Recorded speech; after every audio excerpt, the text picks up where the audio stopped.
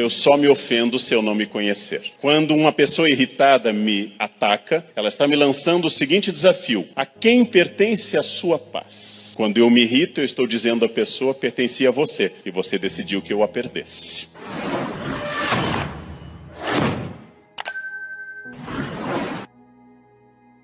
Só posso me ofender numa condição estratégica: é concordar com a ofensa. Só posso me ofender se a pessoa, ao dizer aquilo, tocou num ponto que me dói e que eu não aceito. E aí o problema não é da pessoa, ele é meu. Os budistas lembram que quando eu atiro uma ofensa em alguém, é uma brasa viva que pode queimar ou não a pessoa, mas em 100% dos casos queima a mão de quem atira. A ofensa nunca é uma ofensa para mim, é sempre uma ofensa minha. Os fatos aleatórios não podem ser controlados. E acima de tudo, porque não apenas o mundo, mas eu também erramos. E erramos bastante. Sabedoria é aquilo que sucede às pessoas depois que elas erram sistematicamente. Depois de errar muito, nós atingimos a sabedoria. Às vezes pode ser uma sabedoria cínica, que é o caso do rei da soja, Olacir Moraes, que acompanhada de uma modelo de 18 anos, ele com 70, foi questionado por uma pessoa que lhe disse: o senhor não entende que ela está com o senhor por interesse? E ele tinha uma sabedoria cínica: eu sou milionário, uma de 70 anos também estaria por interesse, eu prefiro de 18. É uma sabedoria cínica, mas é uma sabedoria. É uma pessoa que sabe o que quer e quanto quer pagar por aquilo que quer. É a junção de duas necessidades. Um em busca de algumas coisas, outra em busca do CPF. Mas é uma junção de duas necessidades. O erro é fundamental. O erro é uma das coisas mais fundamentais em todos os casos. Nós dizíamos em tradicional interpretação de textos jurídicos, como o Código de Justiniano, e a partir principalmente da imersão de novas traduções, que no contraditório está o começo da justiça. O contraditório é o início da justiça, porque o contraditório é quando, provavelmente, um lado acusa o outro de erro, ou de visão equivocada. O contraditório é fundamental e o erro é fundamental, porque ele que me define como pessoa. O erro é uma das coisas mais importantes que eu posso fazer. É com o erro que eu chego à possibilidade de um acerto maior. E quando eu volto àquela palavra do Gênesis, errar é humano, eu vou dar um exemplo que meu colega Cortella dá num texto, quando ele nos lembra que nós andamos desde 1 ano de vida, provavelmente, e que nós treinamos a andar diariamente há 30, 40, 50 anos diariamente e tropeçamos. Não há nada na vida que eu treine tanto quanto andar, e eu erro. Quer dizer, não adianta. Errar é humano. Errar é absolutamente humano. Absolutamente humano. E o erro é central.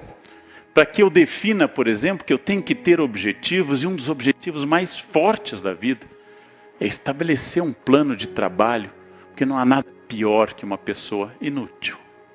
E por trabalho eu entendo qualquer trabalho, inclusive voluntariado social. Não há nada pior que uma pessoa que não tem nada para fazer. Trabalho define meu limite da ética, trabalho define negociação, trabalho define uma carreira que me estabelece. E como eu já disse uma vez, é a frase de um colega meu da Unicamp, quando eu reclamei do excesso de coisas na chefia do departamento, ele me disse: Leandro, todo mundo enche o saco. Família enche o saco. Vizinhos enche o saco. Reunião de condomínio é um monumento à encheção de saco. Patrão enche o saco e paga. Patrão é bom. Isso mudou minha vida. Eu pensei que a maior parte das pessoas enche meu saco e tira dinheiro da minha carteira. E o patrão é o único que enche e coloca. Patrão é o melhor enchedor de saco de todos. Por quê? Estabelecer uma carreira é negociar permanentemente. Quando eu estou trabalhando, eu tenho que negociar. Essa negociação vai desde a temperatura do ar-condicionado, dividindo homens e mulheres em 2 grupos inconciliáveis, até ruídos, sons, maneira de comer. capacidade de se comportar numa reunião, negociação. E eu só consigo negociar quando meu narciso está mais ou menos equilibrado. Negociação é uma arte. E as pessoas sentem o impulso de dar opinião permanentemente. Nesta era de comunicação fácil, um conselho: não deem tão facilmente. Entendam isso como centrado na opinião. Vocês podem dar. Pertence a vocês. É livre, mas queiram saber se a outra pessoa quer receber. Ou se é algo significativo. Negociação é fundamental. E negociação é uma arte. E as pessoas que negociam melhor são mais felizes e mais eficazes no trabalho. Valores são constituídos inicialmente pela família. Ainda que nós tenhamos ladrões tradicionais de famílias muito bem constituídas, o valor é constituído pela primeira noção de certo e errado dado pelos pais na infância. E aqui vem um problema nosso. Em função de nós não queremos traumatizar filhos, nós estamos com dificuldade de deixar claro valores e sanções sobre estes valores. Hoje é inaceitável a violência física e até prevista como um delito. Porém, há coisas muito mais fortes que eu posso fazer com um filho do que bater nele. É tirar a senha do Wi-Fi, por exemplo. Isso é de uma violência enorme. Trocar a senha e não dá-la. Isto, ele vai preferir um tapa. Dá para negociar um tapa? Há coisas que eu posso fazer para que, como diz Aristóteles, ninguém nasce com valores morais. Eles não são inatos, ao contrário do que acreditava Platão. Tem que ser ensinados. E como os pais não querem traumatizar, eles estão evitando educar. É preciso educar. É preciso educar, e educar é, do ponto de vista freudiano, estabelecer pequenos traumas superáveis. O que é um trauma superável? Meti o dedo na tomada, levei choque, eu aprendi. Eu fui educado que eu não devo meter o dedo na tomada. Cabe aos pais supervisionar a quantidade e a intensidade desses traumas, porque alguns são insuperáveis. Cuidar dos seus filhos, mas transmitir valores. Uma família constituída é aquela onde há atritos, mas é inadmissível, e eu acho isso o fim do mundo, que numa família, uma criança de 4 ou 6 anos decida coisas, decida férias, decida restaurante. Uma criança de 6 anos decidindo restaurante tem uma carreira política pela frente fabulosa. Porque literalmente ele é centrado no seu mundo e não negocia. Um pai que protege o filho mimando está criando um imbecil. E um imbecil desagradável no futuro. O mimo é a pior de todas as ações que se pode fazer com uma criança. Porque eu estou destruindo o futuro dele. Quem ama, educa. Quem ama, estabelece limites. Quem ama, ensina às pessoas que elas não são únicas nem centralizadas, que há outros no planeta. E nós somos um país que cada vez mais tem dificuldade em ver isso. A crise traz isso à tona de novo. Quais são meus limites? De novo, e sempre usando uma imagem renascentista, a perspectiva. Qual é o ponto que eu vejo mais profundamente? Na década de 70, quando ocorreu a crise do petróleo, a partir da guerra de Yom Kippur, 73, quando a OPEP disparou o preço do petróleo, na maior disparada que houve toda, que foram os 2 choques da década de 70, o governo brasileiro, então liderado pelo nosso único presidente luterano, Ernesto Geisel, tinha diante de si a seguinte questão: paraliso todas as obras de infraestrutura, como o metrô de São Paulo e Rio, como Itaipu, como o projeto de Angra dos Reis. Ele decidiu que não, porque a crise passaria e aquilo seria necessário. Claro que tivemos um aumento de endividamento, mas a visão estratégica pode ser essa: aumentar o meu esforço, porque a crise passa e as pessoas não. A crise passa e vai haver um momento que eu vou precisar olhar além da crise. Eu aprendi assim que eu entrei na USP, a pós-graduação, com a minha orientadora, uma coisa muito estarrecedora para mim, quando ela me contou que, como ela, militante de um grupo de extrema esquerda na década de 60, foi presa. Presídio de Tiradentes, foi torturada E o torturador chegava todos os dias, queimava, dava uns tapas, dava uns choques, fazia aquelas perguntas. Quem matou Joana d'Arc, né? Quem tentou... Fazia as perguntas e ia embora. Era um hábito.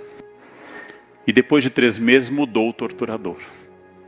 E ela disse que nunca sentiu tanto medo na vida dela. Porque ela não sabia o que o outro iria fazer. E eu concluí que até torturador cria zona de conforto. Até quem me machuca, se for da mesma maneira, cria zona de conforto. Até a infelicidade vicia as pessoas. Porque ser infeliz tira a minha responsabilidade da vida. São as pessoas que reclamam sem parar. E sentem uma profunda alegria nessa reclamação. A perspectiva muda por completo dependendo do ângulo que eu tiro a fotografia. A Torre de Pisa ou Taj Mahal, outro exemplo de cafonice insuperável. A Torre de Pisa ou Taj Mahal, pegar a cúpula do monumento do Shah Jahan, do imperador que fez o Taj Mahal, é um exemplo de como eu posso mudar as questões de tamanho a partir do ponto que eu as olho. Aqueles que desistem durante a crise decidiram que ela será permanente. E esta é uma decisão pessoal. Só que o fazem provavelmente por preguiça e covardia. Porque não querem um esforço. E vão dizer a vocês que não é preciso fazer muito, que aqui nada dá certo. Aqui tem coisas que deram muito certo. E aqui tem coisas que fracassaram. A perspectiva pode me trazer uma conclusão fundamental. Que se é impossível para o ser humano um estado permanente de felicidade, não nos pertence essa capacidade. A felicidade é feita de espasmos momentâneos e de um sentimento mais ou menos generalizado. Se eu acho que a minha vida vale ou não a pena. A perspectiva da felicidade é o que está à frente. E essa perspectiva depende exclusivamente de pessoas. Não depende de signo astrológico. Não depende de sangue. As pessoas dizem, eu tenho sangue italiano, então eu falo alto. Sangue, gente, tem A, B, AB e O, só. Que é a mostra como argumento racista é de imbecilidade brutal. O sangue humano é de 4 tipos, positivo e negativo, e ninguém tem sangue italiano, ou alemão, ou negro. Todo mundo tem sangue humano, exclusivamente sangue humano. A perspectiva me dá a possibilidade de eu não atribuir a terceiros os resultados. Você engordou, é tireoide. Eu tenho tireoide. Toda a humanidade tem tireoide. Alguns extraem, mas toda a humanidade tem tireoide. A gente é de ossos pesados. Eu não sei, eu como uma alface engordei 4 quilos. Impossível fisicamente. Massa não pode se multiplicar espontaneamente. A teoria da geração espontânea foi derrubada há muito tempo. Só há uma maneira de engordar, colocando mais calorias do que eu gasto, só. Mas eu quero. O meu esporte é sumô, eu quero isso, né? Esse é o meu destino, não tem problema. Fujam do padrão, fujam da ditadura da magreza, mas tenham consciência que ser gordo, magro, atlético, ou qualquer outra coisa é uma escolha. É uma escolha pessoal e diária. Me perguntaram no meu grupo de fanpage do Face, qual era o segredo de ler tanto. E aí eu ensinei esse segredo que eu só revelo em tribunais. Porque eu acho que espalhar torna vulgar isso, né? Então revelo para um padrão alto como o de vocês. O segredo é o seguinte: você senta, abre o livro e lê. É um segredo muito especial que eu levei décadas para entender. Quando eu tenho que ler, eu sento, abro o livro e leio. Se eu não ler, o livro não se lê. E quanto eu vou conseguir ler? Quanto mais vezes eu abrir o livro, sentar e ler. Há momentos que eu estarei mais ligado ao texto e menos ligado. Me perguntam, como é que você vai à academia às 5h30 da manhã? Eu faço assim, eu levanto, eu saio da cama, eu ponho roupa, pego o carro e encontro meu personal às 5h30. É um segredo brutal. Não? É assim que eu vou. É uma coisa que pouca gente descobriu, esse método revolucionário. que tudo o que eu fizer nessa vida, especialmente em momentos de crise, é uma decisão. E eu sou o senhor do meu destino. Eu tenho que ouvir essas coisas e não posso redarguir, porque algumas pessoas são frágeis. Ah, sabe por que você fala assim bem? Porque você é de aquário. Eu quero matar alguém que diz uma coisa dessas. Né? Você é signo de ar, né? É ótimo, né? É ótimo isso, né? Aí você é muito tímida. Câncer, coitado. É família, chora em inauguração do supermercado. Mas esse seu gênio ciumento, escorpião é água, ciumento, você é muito avarento, cara, é touro, taurino, para abrir a mão, é uma coisa. Gente, tomar um modelo de céu da Suméria fixo, como um dado científico no século XXI, pensamento mágico é divertido, mas nós temos que colocar o unicórnio dourado, a cuca e o boitatá no campo que eles merecem. O pensamento mágico é fabuloso para definir a humanidade, mas é um pensamento mágico. Chega o ano novo e eu vou colocar roupa de baixo vermelha para encontrar amor. O que você encontra na vida com uma cueca vermelha, gente? Tentem pensar. E que Exu você se torna com uma cueca vermelha? Eu vou colocar amarelo, vou colocar uma cueca amarela porque é dinheiro. Pense o que eu consigo com cueca amarela. Imaginem a cena da cueca amarela. Lingerie até talvez possa, mas a cueca é indescritivelmente ruim. O que significa isso? Eu vou ganhar dinheiro se eu ganhá-lo. Eu vou encontrar o amor se eu for atrás e tentar. E talvez se eu não encontre, o problema não seja do amor, mas de mim.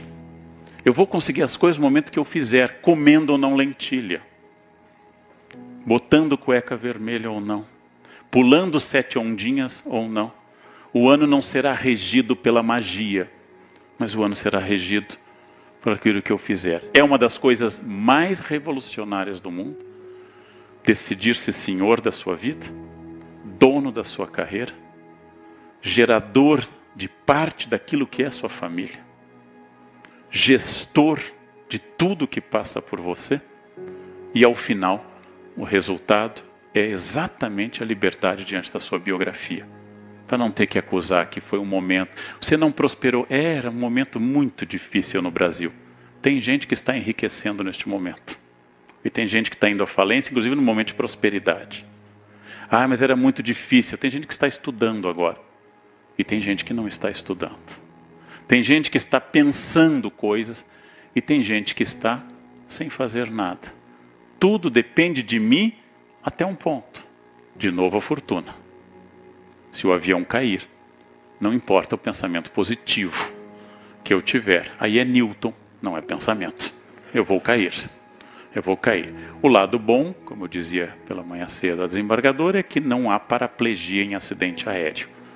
Nenhuma pessoa perde os movimentos após um acidente aéreo. Ao final, o que eu consigo, se eu seguir estes preceitos e conselhos, é de fato transformar a crise em oportunidade. É de fato fazer deste momento um salto seguinte. De fato investir no futuro. É isso que eu tenho perseguido insistentemente a minha vida inteira. Onde eu posso melhorar. Onde eu quero melhorar. E cada vez mais consciente de uma coisa que eu não sabia na juventude. A energia decai a partir de uma idade. E vai decaindo numa proporção geométrica. Ela decai muito. Logo, eu tenho que ter algumas coisas acumuladas antes. Porque eu não conseguirei fazer isso no fim. Eu tenho que me preparar e saber de cada fase, uma fase nova e um desafio novo. Experiências novas. Sair da minha zona de conforto. Porque nada mais tedioso que alguém que se repete.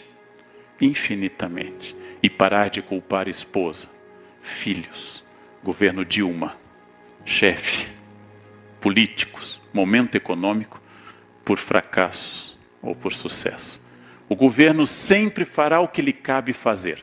Extrair o máximo do meu dinheiro e não fazer nada de útil com ele. Essa é a função desde que surgiu o Estado a partir de 3.200 a.C.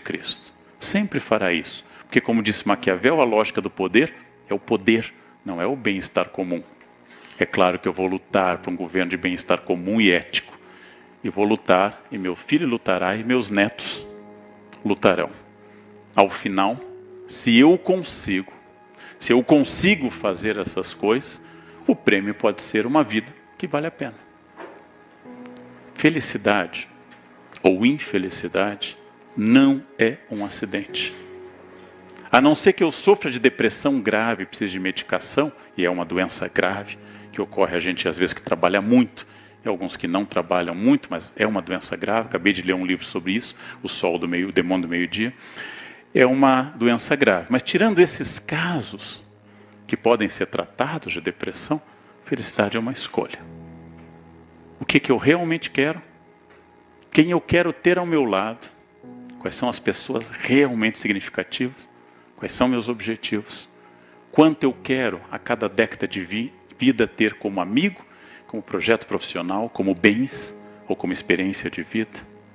Quais os pontos que eu vou cuidar e quais os pontos que eu vou largar? Quais as pessoas que eu vou enfatizar e quais as que eu vou me afastar? E quais são as experiências de fato que são significativas? Respondendo isso, eu respondo a frase que fundou a filosofia ocidental, com Sócrates: conhece a ti mesmo. Essa frase fundante estabelece isso. E este é um acréscimo enorme na vida da gente. É relativamente simples, mas cumprir isso leva a vida toda. É relativamente simples. Como é que alguém fala tão bem inglês? Como é que fulano tem um corpo tão bom? Por que cicrano tem um carro tão bom? Por que naquela família as festas são tão legais e na minha nem tanto? Porque alguém fez. Porque alguém agiu. Então, ao invés de se refugiar no ressentimento e na inveja, ampare-se na ação. Ampare-se na decisão. Isto é absolutamente prático. A autoajuda diz que se você fizer X e Y, o resultado é garantido. A filosofia diz que não tem nenhuma garantia para absolutamente nada. Isto é uma verdade. Mas não fazer é ainda mais doloroso do que entregar os pontos. É mais derrotado ainda o ser do que aquele que luta. Então, é preciso fazer essas coisas. E a diferença é visível. Olhem para quem deu certo no sentido estrito da palavra. Não estou falando de bens materiais. Até pode incluir bens materiais. Olhem para quem deu certo. Atrás dessa pessoa existe estratégia. Existe uma estratégia de vida. E pode se dar certo como uma boa mãe de família. Pode se dar certo como um bom jardineiro. Pode se dar certo como um bom funcionário. Não estou falando de êxito financeiro só. Mas atrás tem uma estratégia. O prêmio da estratégia bem feita, insistida e realizada chama-se felicidade. Esta é a vida que vale a pena ser vivida. Crise, sim. Esta crise vai passar. Ouçam o tio. Vai passar. Porque crise funciona como doença. Tem duas hipóteses. Ou a doença passa ou eu passo. Nos dois casos é irrelevante focar na doença. Porque ou eu morrerei ou eu me curarei. A crise ou levará todo mundo para o fundo do buraco e nós desapareceremos, ou nós vamos superá-la. E aí teremos uma onda de prosperidade. E depois disso, mais uma crise. Depois mais outra crise, talvez pior. Nós teremos agora uma sucessão de períodos. O que eu vou fazer com isso? Perspectiva é olhar longe para isso, estabelecer meta, avaliar, pensar o erro, diminuir meu narciso e usar protetor solar. Sempre. Porque independente do futuro, melanoma sempre é uma coisa muito difícil. Essa imagem mostra um homem se fazendo. É uma imagem de uma americana chamada Carlyle. Um homem se construindo. E caminhante. Não há caminho. Caminho se faz ao caminhar. Não existe um modelo. Não existe uma fórmula.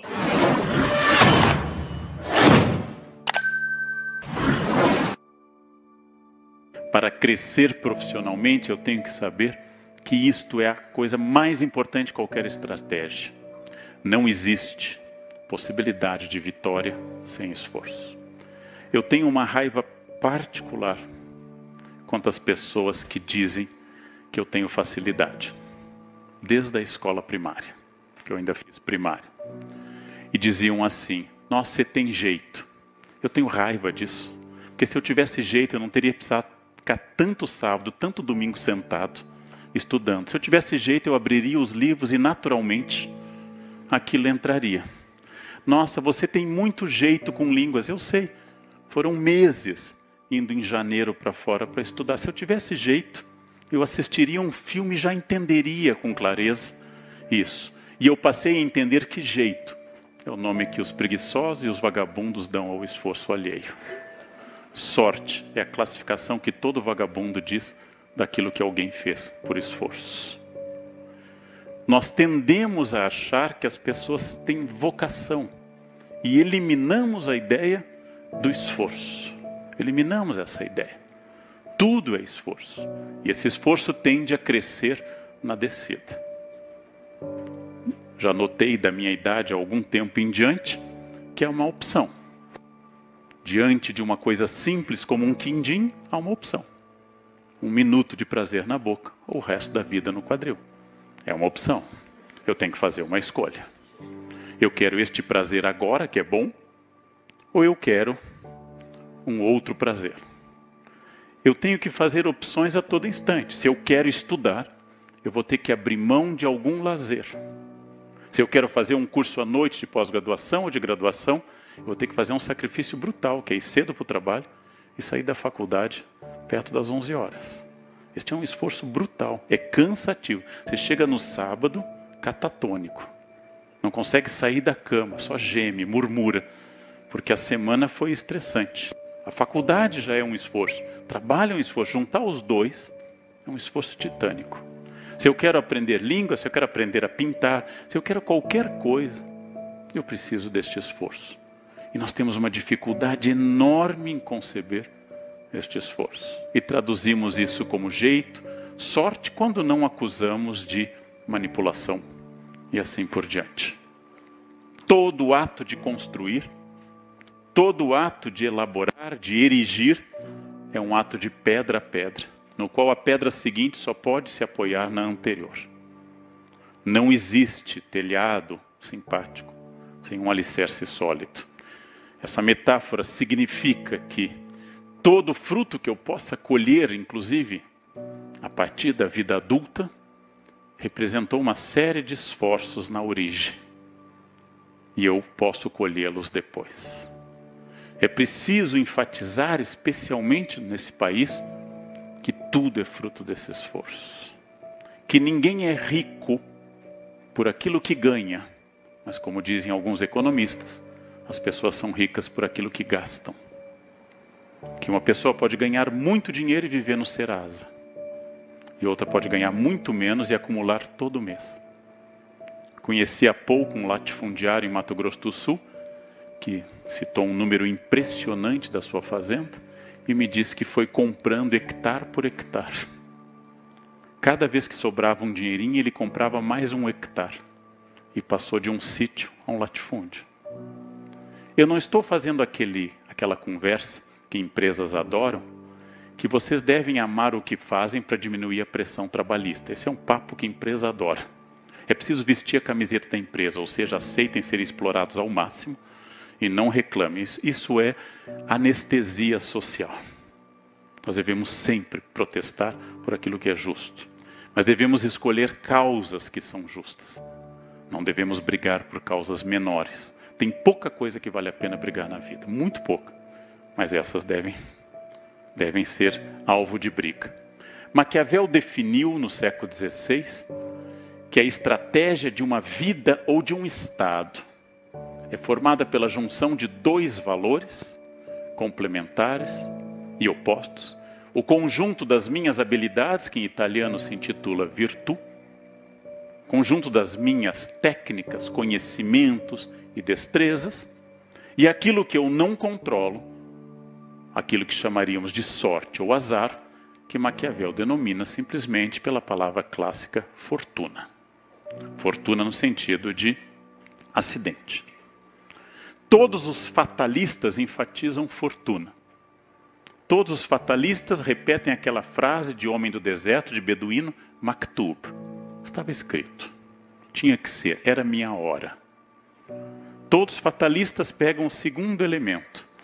Toda a teologia do empreendedorismo enfatiza o primeiro elemento. Você pode tudo, basta pensar. Eu também tenho raiva dessa frase. Tem uma autora que eu li num livro, que ela conta um segredo no livro. Se você pensar, acontece. Eu tenho vontade de empurrá-la de um prédio e dizer, agora voa. Voa, mas pensa com firmeza que você pode voar, né? Eu tenho limites, aliás, Newton dá vários. Dá vários limites. Eu não posso tudo. Achar que o meu pensamento cria tudo é um pensamento esquizofrênico. A esquizofrenia é uma doença muito grave e muito angustiante para a pessoa e para a família. Então, eu vou traduzir isso num gráfico que eu gosto muito, simbolicamente colocando no eixo Y tudo aquilo que foge ao meu controle. Tudo aquilo que eu não posso interferir, como uma turbulência no avião. E vou colocar no elemento X tudo aquilo que depende da minha vontade, do campo volitivo, do campo da vontade. E eu vou definir que a vida de uma pessoa, ou a ação de um tribunal, ou o esforço de um país, é sempre uma curva tensa entre o que eu não controlo e o que eu procuro controlar. Quanto mais eu for estratégico e planejador das coisas, mais eu vou tender à horizontal. Quanto mais eu deixar a vida me levar, a vida leva eu vou ser vertical. E a vida vai levando, em geral, para o buraco, mas ela vai levando. Diariamente eu tenho que enfrentar um desafio que é a adversidade dos outros, aquele que Sartre define como nosso inferno. O inferno são os outros, a meteorologia e outros problemas. Eu sou um especialista em aviões, por vários motivos, por pegar muito, e é uma das coisas que eu mais faço, é aconselhar pessoas durante crises do avião. Uma senhora há pouco tempo, que o avião deu uma queda brusca para Ribeirão, ela gritou, minha Nossa Senhora Aparecida, só a senhora, padroeira da aviação, Nossa Senhora de Loreto. A senhora tem que ir no departamento correto, porque senão o atendimento esbarra, né? Vai o ofício para Nossa Senhora Aparecida, ela lê. Ela disse, não, meu filho, isso aqui tem que carimbar lá no protocolo primeiro, é para Nossa Senhora de Loreto. Então, vocês já sabem quem é devoto de santos, Nossa Senhora de Loreto é a da aviação. Há mais tempo, eu contei até num café filosófico, eu vivi a primeira experiência de arremetida.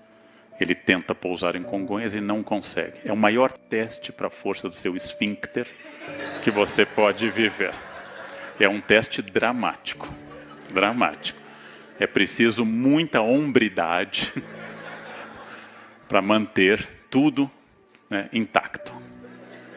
Mas eu disfarçava lendo, fazendo de conta que não estava acontecendo. E a senhora do meu lado fazia sinal da cruz um atrás do outro. Quando o avião estabiliza e você acabou de sobrevoar aquela área que um avião da TAM tentou o mesmo e não conseguiu, tem mais essa ainda, você sente que não foi dessa vez, e a mulher olhou para mim e disse, o senhor não reza? Eu disse, olha, a senhora já rezou. A área mínima de proteção tem que me incluir, né? Estou na fila 3F, ela está na 3D, na cadeira 3D, é óbvio que Deus não vai ficar segurando no céu uma cadeira. E se for, eu agarro a cadeira dela. Eu não controlo tudo. Aliás, eu controlo uma quantidade muito limitada de coisas, mas eu controlo. As pessoas são diferentes, porque sorte e azar ocorre a todos. Mas a virtude varia de pessoa para pessoa. O que elas fazem com o azar e o que elas fazem com a sorte varia de pessoa para pessoa. No ano passado, dia 4 de julho do ano passado, eu cumpri um velho desejo e comprei o carro que eu vinha sonhando há muitos anos. Poucas mulheres entendem a alegria do cheiro de um carro novo. É uma das melhores experiências da vida. Você fica passando a mão, é uma coisa erótica, você fica passando a mão no painel, chama amigos para que eles o invejem, e aí você apresenta o carro. Dia 4 de julho, feliz com o meu carro. Dia 7 de julho, 3 dias depois, um taxista entrou nele com toda a força. E eu parado no sinal, perto da estação Terminal Barra Funda, o taxista avançou no farol vermelho e entrou no meu carro com toda a força. Isso é fortuna. Eu não posso controlar a loucura dos motoristas. Isso é fortuna. Mas a virtude é a próxima decisão. O taxista fugiu. Estava errado e não devia ter seguro. Eu poderia ter ido atrás dele, velozes e furiosos, em plena noite, nas ruas de São Paulo. A chance de terminar a meu favor era muito baixa. O que eu faria? Jogaria meu carro em cima dele? Chamaria para briga? Eu não sabia quem ele era. As chances são em aberto. O que eu faria neste caso? Eu decidi não correr atrás dele e assumir um prejuízo grande, psicológico e material. Isto é virtude. Como eu interajo com as ações da fortuna, é virtude. Alguém me desafia, alguém me xinga, alguém me insulta na rua ou no trabalho, isto vai ter que esperar de mim uma reação que dialoga com a virtude. Eu já disse em público, já gravei isso também, citando os filósofos estoicos como Marco Aurélio, especialmente seu livro Meditações, que a partir do capítulo 2 estabelece quem pode tirar a minha paz. Esse é o típico estoicismo. Eu penso nos xingamentos de trânsito. Quando alguém me xinga, e só há 2 xingamentos em São Paulo, não sei se em Goiânia há mais. Um envolve minha mãe e outro envolve uma suposta preferência sexual minha. Quando eu recebo esses 2 xingamentos, acompanhados do dedo médio em riste, eu sou obrigado a refletir. Acusam a minha mãe de vender favores mediante remuneração. Tem 2 hipóteses, ou sim, ou não. Olhando minha mãe nas fotos, e a sua cara, ela foi obviamente fiel. Ela não tem aquele brilho da pele, aquele sorriso, aquela clareza de satisfação. Ela realmente foi mulher de um único homem a vida inteira. Tem aquela cara fechada, triste, da fidelidade de uma mulher honesta. Né? Hoje, certamente, minha mãe não faz nada disso. Então, ele pode estar errado, porque minha mãe não foi. E se ele estivesse certo? Eu poderia dizer a este outro motorista: por quê? Você conheceu mamãe, mas era tanta gente naquela casa que eu não lembro. Ou eu sou filho desta mulher ou não sou. E nos 2 casos não há ofensa. Vamos ao exame da segunda ofensa. Fui acusado de exercer uma atividade sexual não dominante. Há 2 hipóteses. Que eu burn the donut, ou não.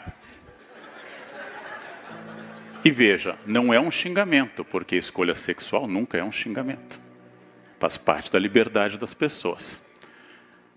Se eu sou uma pessoa que não exerce aquilo que me acusam, até porque não é um xingamento, eu digo para ele simplesmente: não, você está enganado, eu sou hétero.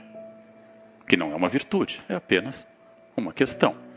E eu posso, pelo contrário, ser essa pessoa e dizer: nossa, nós já nos conhecemos, eu não lembro bem do seu rosto, mas é que eu via só mais a fronha, então eu não guardei todos os rostos, né?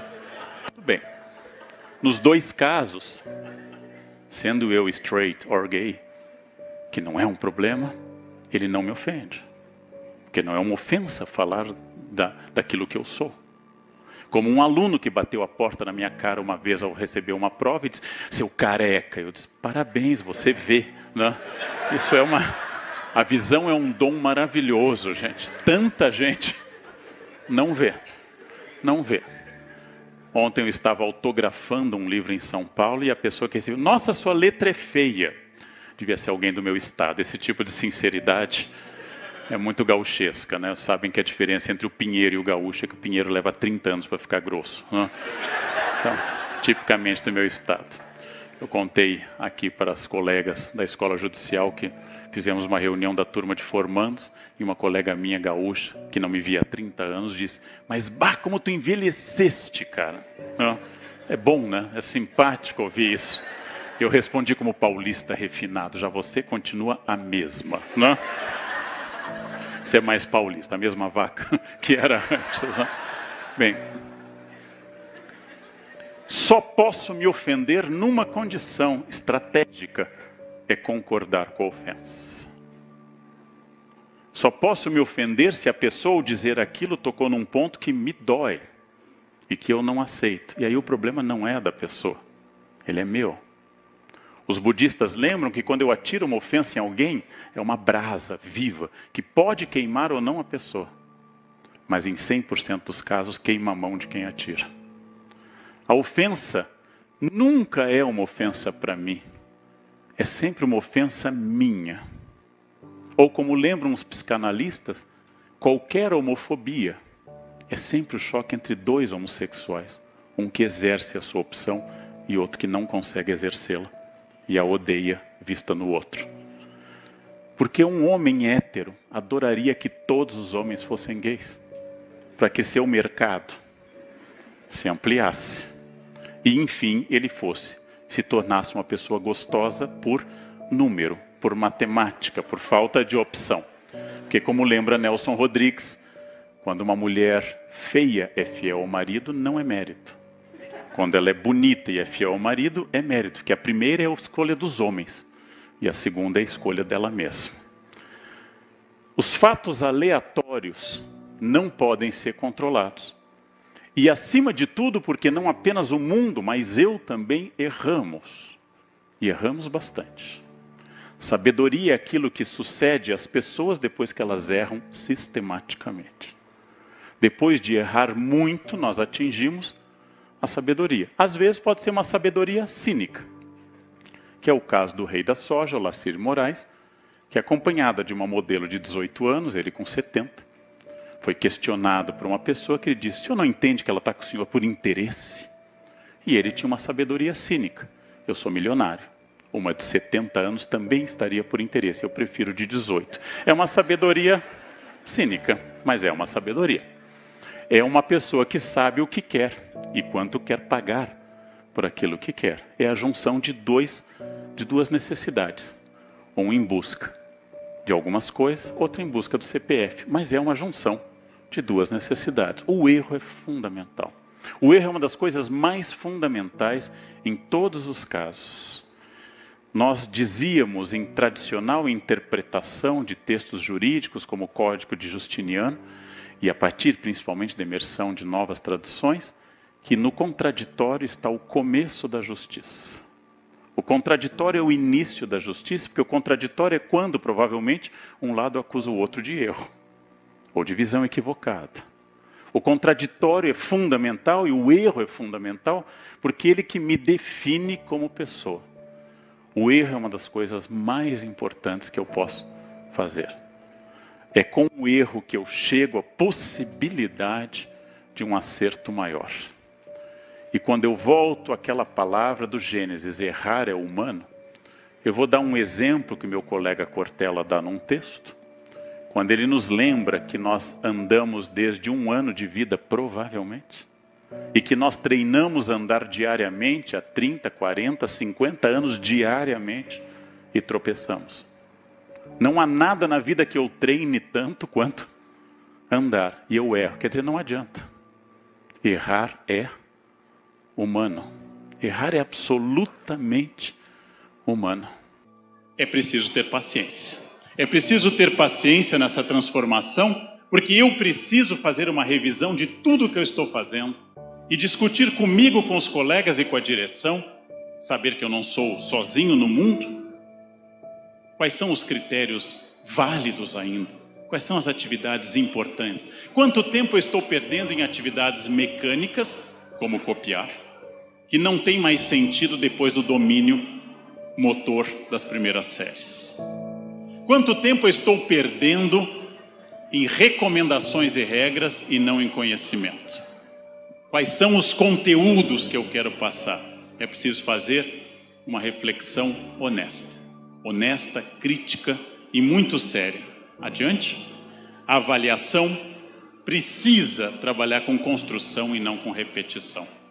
Quanto maior for a série, quanto mais avançada a série, menos repetição, menos identificação, mais relação, mais comparação, mais análise, mais crítica. Trabalhar com a construção é trabalhar com avaliação não como um túmulo, mas também como uma semente. Não como uma punição acima de tudo. Adiante? As avaliações têm que ser sempre e cada vez mais operatórias. Elas têm que variar de forma. Elas têm que ser sobre imagens, sobre textos, orais, com consulta, sem consulta, em grupo, a dois e assim por diante. Quanto mais variadas elas forem, mais eu consigo captar tipos de pensamento dos alunos. Prova operatória é aquela que sai da identificação. Cite, enumere, descreva, etc. Tem sentido a memória? Tem. A falta dela chama-se Alzheimer. É preciso ter memória. Mas a memória é o primeiro degrau do conhecimento. A partir da memória eu vou construir, analisar, aplicar, comparar, relacionar. A partir daí eu vou criar um problema para os alunos. A partir daí a minha prova começou a ser uma prova de fato operatória. E eu entendi que o objetivo é o aprendizado e não a prova. O objetivo é o aprendizado e não a prova. Que o meu objetivo é que todos tirem a nota máxima. Esse é o meu objetivo. Ainda que eu devo confessar, e quando aquele aluno muito incômodo vai mal, há uma parte minha que sorri. É uma maldade que eu não consegui superar, né? E você entrega a prova um pouco assim, eu disse, né? Eu falei para isso. A prova tem que ser operatória. Adiante? Cada vez mais, eu diria que além de autoconhecimento, de preparar para aprender e não para repetir, de cidadania e de combate ao preconceito, a maior virtude de um profissional da educação é a paciência. Paciência é repetir 100 vezes a mesma coisa, sem alterar a voz. Paciência tem um modelo que eu vou dar aos senhores como modelo pedagógico. A mãe mandando escovar os dentes. 4 vezes por dia, durante uns 12 a 15 anos. Se mãe fosse apenas professora, ela diria no conselho, eu fiz o que eu podia, eu falei, ele não me ouviu, eu não posso fazer mais nada. E todos seríamos banguelas se as mães fossem apenas professoras. Mas elas insistem e aquele filho só vai escutar isso quando a sua boca frequentar outras bocas. Então ele vai começar a cuidar da higiene bucal. Nunca me ouviu, mas só depois ele vai começar a cuidar. Paciência é uma das grandes virtudes do magistério. É preciso tê-la em dose enorme e é preciso ir aumentando, e a partir de setembro é preciso rezando, orando, tentando chegar a novembro bem equilibrado e terminar dezembro tranquilo. É muito difícil. Paciência é a maior virtude de todas. Ah, mas eu não tenho paciência. Jequiti, Avon, Natura. Não precisa ter paciência, é só levar o catálogo, encontrar a pessoa e vender. De novo, são excelentes funções. Vender lanches naturais nas ruas de Vitória da Conquista. Olha que carreira boa. Vende empadinha de chicória. Façam isso. Empadinha de ricota. É ótimo, gente. Vocês fazem um serviço à humanidade. Eu não tenho paciência. Bem, você não pode ser professor se não tiver. Você não pode. Você tem que trocar de função. Senão você vai pifar. Você vai pifar no meio do caminho. Adiante? O que é que não muda? Tomando a imagem de Leonardo da Vinci, do homem vitruviano, o que não muda é que o homem, na educação grega, chamada paideia, o homem na educação medieval, chamada de trivium e quadrivium, ainda é o centro de toda a atenção. Minha educação é para o humano e para a melhoria do humano.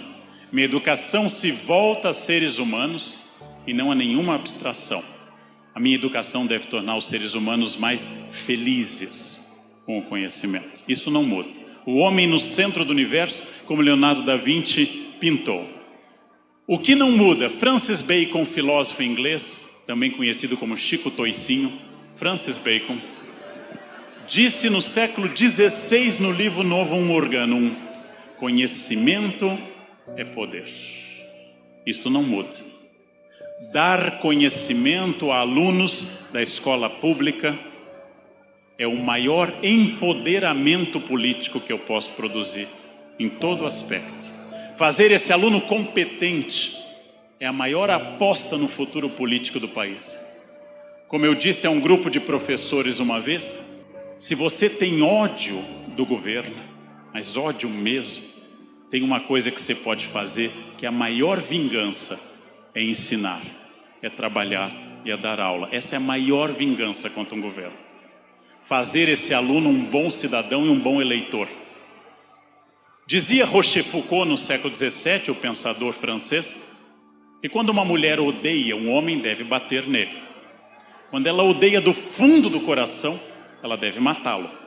Mas se ela odeia de verdade, e é seu grande objetivo, ela deve casar com ele. Porque é a única punição que vai se estender para sempre.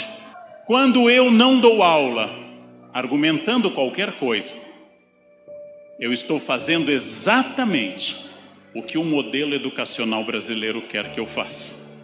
Dizia o Darcy Ribeiro numa palestra que eu tive o privilégio de assistir, que o fracasso da educação brasileira não pode ser ocasional, ele tem que ser fruto de um pensamento estratégico.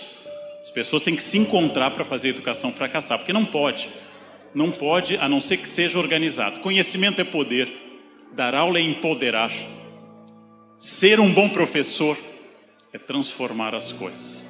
Adiante. O professor tem que ter um sentido de trabalho. Esse sentido de trabalho é que a minha função é importante. Eu tenho que lutar permanentemente para ela ser mais bem paga, mas ela é importante em si. Que a minha função tem um valor extraordinário, que eu faço uma coisa que ninguém mais faz. Que eu, ao dar uma aula, estou me tornando um criador de consciência, um estimulador de atitudes.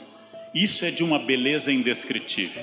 Eu posso passar a vida inteira sem precisar de um advogado. Aliás, que bom. Eu posso passar a vida inteira talvez sem ir em busca de um arquiteto, ou de um químico, ou de um engenheiro. Mas ninguém que está nessa sala deixou de ter um professor. Somos a única função universal do planeta Terra. Estamos na base dos engenheiros, dos médicos, dos arquitetos. Estamos na base de todas as pessoas que existem no planeta. Somos o tijolo fundamental sobre o qual uma sociedade é construída.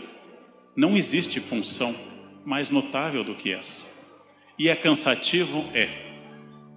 Quando começa fevereiro e a quaresma, como agora, e eu olho diante de mim um ano que vai até as vésperas do Natal, eu respiro fundo, que bom, mais um ano. Não é fácil. Professor que diz, ai que pena que tem feriado, está mentindo, todo mundo adora feriado. É falso, é puxa-saco, o feriado é ótimo. Nós temos cansaços físicos e mentais. Mas eu sei que, apesar do meu cansaço, o que eu faço é uma coisa que só eu posso fazer, que eu adoro fazer e que eu quero, na medida do possível, fazer bem. Adiante. Essa imagem mostra um homem se fazendo. É uma imagem de uma americana chamada Carlyle. Um homem se construindo. Esta é a imagem que ilustra bem o pensamento de um espanhol famoso e muito citado e caminhante. Não há caminho, caminho se faz ao caminhar. Não existe um modelo. Não existe uma fórmula. O que funcionou no 7º ano A, não funciona no 7º B. O que funcionou em 2015, pode não funcionar em 2016. E o que funcionou às 7h30 da manhã, tem uma chance de fracassar às 11h30 da manhã.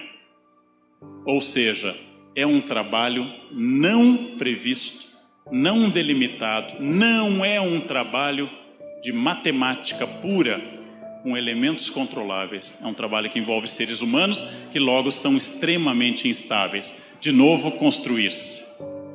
Eu vou tomar a liberdade de indicar aos senhores este livro que eu fiz para conversar com pessoas de professor para professor, sobre aspectos práticos da vida profissional.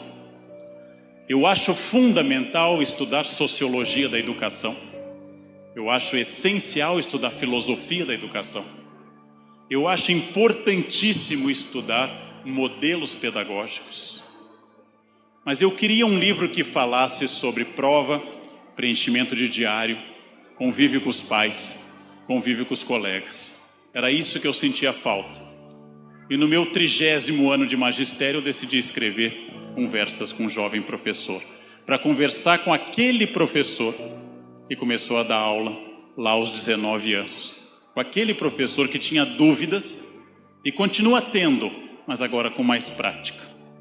Por que é que eu melhorei como professor? Porque eu errei muito. Eu errei muito como professor, por isso que eu fui aprendendo. Não é porque eu sou bom, é porque eu fui muito ruim e fui tentando evitar essas coisas. Eu tenho alunos há 30 anos que, se dissessem que eu escrevi um livro sobre dar aula, eu diria: e o senhor leu esse livro? Eles dizem: o senhor vai ler e estudar como dar uma aula? E talvez tivessem razão. É nessa falha, nesse desafio, é nessa questão fundamental que, para mim, cada vez mais, apesar de todas as dificuldades, dar aula continua sendo uma coisa que me encanta, e me encanta muito. Um privilégio estar com pessoas, trabalhar com pessoas, tocar corações, mudar mentes, fazer parte da memória de alguém, ajudar a transformar o país, fazer parte de um processo democrático e de cidadania, combater o preconceito, combater todos os preconceitos e, acima de tudo, melhorar a mim junto com os meus alunos, porque eu também aprendo muito dando aula. E é por isso eu não vejo neste momento na minha vida qualquer outra função melhor, mais nobre, mais desafiadora, mais interessante do que ser professor. Esta é a grande questão e é o grande desafio. É a metáfora que Schopenhauer diz sobre todos nós. Como nós somos solitários, nós procuramos pessoas. Nós vamos atrás de pessoas. Vamos atrás de pessoas que nos interessem. Vamos atrás de pessoas que nos tirem da solidão. Mas conviver com as pessoas é muito difícil. O título de um livro que eu lancei com a Monja Jacó: O Inferno Somos Nós. Sartre dizia que o inferno eram os outros. E o inferno somos nós. As pessoas são complicadas. As pessoas são difíceis. As pessoas têm manias. As pessoas limitam nossa liberdade. As pessoas querem estar conosco quando não queremos e não estão disponíveis quando queremos. Resultado, eu me afasto das pessoas, porque eu me espetei com elas. Aí eu sinto frio de novo e volto a me aproximar. Esse dilema humano é insolúvel, salvo os que aqui são perfeitamente bem casados, totalmente integrados em amálgama absoluto com a pessoa amada, que nunca discordam e vivem em conchinha permanente. Salvo essas pessoas, os outros, como eu, têm sístoles e diástoles, um movimento pendular de busca e de repulsa. A solidão tem má fama. Quando um aluno é indisciplinado, nós o castigamos com duas coisas, pelo menos na escola tradicional, hoje não mais. Nós o mandamos para a biblioteca, que é o local mais terrível da escola, onde ele pode ser mandado junto aos livros. Você errou, você fracassou como aluno, você vai ficar junto dos livros. Então é uma mensagem importante para o aluno. Quem erra, quem fracassa, quem odeia a escola, tem como castigo os livros. Mas ele também deve ficar sozinho. O pior castigo em uma penitenciária é a solitária. A história literária está cheia de exemplos de pessoas literárias que quase enlouqueceram em função da solidão. Ou tentaram encontrar sua identidade, como Robinson Crusoe, tentaram encontrar sua identidade sozinho ao longo das décadas que passou na ilha, depois acompanhado de Sexta-feira, seu auxiliar direto. A solidão, ela é temida em geral, porque a solidão me obriga a me olhar no espelho. A solidão me obriga a me ouvir, e os outros me distraem de mim mesmo. Os outros fazem com que eu não pense em mim, que eu não fale o tempo todo de mim, que eu não seja focado em mim o tempo todo e não tenha que conviver muito comigo. A solidão é temida provavelmente porque lá eu estou sozinho comigo.